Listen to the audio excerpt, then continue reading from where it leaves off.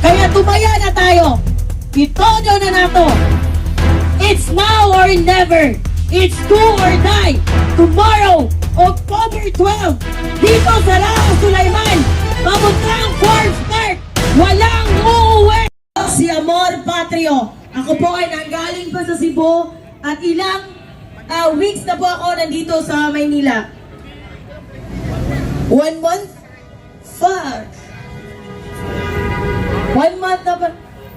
No, I'm almost 1 month here, to be precise. Now, today is October 11, and first and foremost, I would like to take this opportunity before I start my speech. Tomorrow, dito tayo sa Raha Sulaiman, 2 p.m. By 10 p.m., pupunta tayo sa pinakamagandang bahay sa Forbes Park, sa Buendia Exit. Samahan nyo kami. Sama-sama tayo. I do not care about your political colors. I do not care about your political affiliation. Basta wag lang kayong magdadala ng bato at kung ano-ano. Okay? Dahil ako ang kakaladkad sa inyo. Malinaw? Okay, I'll take that as a yes. Now, I would like to clarify, no? Ang pamilya namin sa Cebu, kami po ay full support sa candidacy ni Bongbong Marcos. Kami po ay nagpalabas ng pera para ikampanya ang unit team, Bongbong and Sara Duterte tandem. Ang pamilya po namin ay hindi mayaman, pero kusang loob po kaming nagsuporta, gumawa ng mga tarpaulin, gumawa ng mga flyers, kumausap ng aming mga elders, sa aming pamilya, sa aming purok, at sa aming barangay. Dahil sa paniniwala at dahil sa pananalig ng mga pangako ng continuity. Yun lang. We are not a Marcos loyalist. We are not a Duterte loyalist. We just know one thing. The leadership that we experienced during the time of the Duterte administration has set the bar really high for what kind of leadership and governance the Filipino should deserve. Kaya buong puso po kaming sumuporta sa UNITEM. Buong campaign period kaming nagkampanya sa mga barangay, sa mga syudad, sa social media, sa mga kaibigan at sa mga kakilala sa TikTok. Ako naman po, I wasn't born during the Marcos era. I learned a new word today. Sabi ni Park, nasa tambod pa kami ng tatay namin. Ano? Tamod. So, I thought tamod is similar to salaula or something like that. And I just realized today na it's a bastos word pala. So, yeah.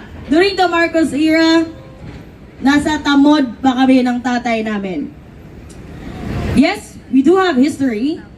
But, ako naman kasi, naniniwala na ang kasalanan ng tatay ay hindi kasalanan ng anak.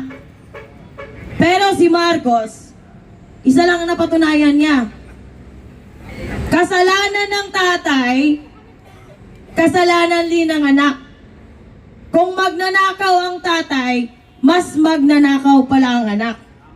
Kung demonyo ang tatay, mas demonyo ang anak. Now, during the first few months, let's walk. I'll walk you through from the campaign period to the time na nanalo si Bongbong Marcos. When Bongbong Marcos won the presidency, nagpa-catering ang pamilya namin to celebrate the new administration because of the promise of the fucking continuity. Masaya kaming nagdiwang dahil nanalo si Bongbong Marcos. First few months, meron na kaming naririnig na ganito, ganyan, Maharlika funds, ganito, ganyan, mga rumors ng pagnanakaw, incompetence, and I was like, you know, we were just gaslighting ourselves. It's just a few months. You know, who are we to judge? Ang daming problema sa Pilipinas. Hindi madali maging presidente, hindi madali maging isang leader ng isang bansa na watak-watak, literally and figuratively. So yeah, hinayaan namin, we give it a chance, umasa kami na, you know, in the coming few months, he would come around and he would perform. Unfortunately, nagpatong ang kabobohan ng putang inang bogo nga presidente. First interview that really caught my attention, Baguio. He was meeting with his staff. And he told the staff, anong gagawin natin? Putang ina, you hold and you serve the highest position in the Republic of the Philippines and you fucking do not know any basic prepared, pre-planned contingency plan when it comes to calamity na hindi naman bago dahil taon-taong binabaha at binabagyo ang Pilipinas. Okay, maybe he just woke up tired, I do not know. And then another thing came, and another thing, and another thing, and another thing. Then came the expose of the former President Rodrigo Duterte. He came up with a list. Now, ang ingay-ingay natin sa 500 billion flood control projects. It is just the tip of the iceberg. Kailangan nating i-remind ang ating mga sarili, it's not just about the fucking 500 billion flood control project. Let me go through the specifics again. PhilHealth funds, 89 billion. Kung hindi lang sila na-stop ng Supreme Court, they could have taken the entire money from the Filipino people. GSIS, PDIC, funds from the AFP.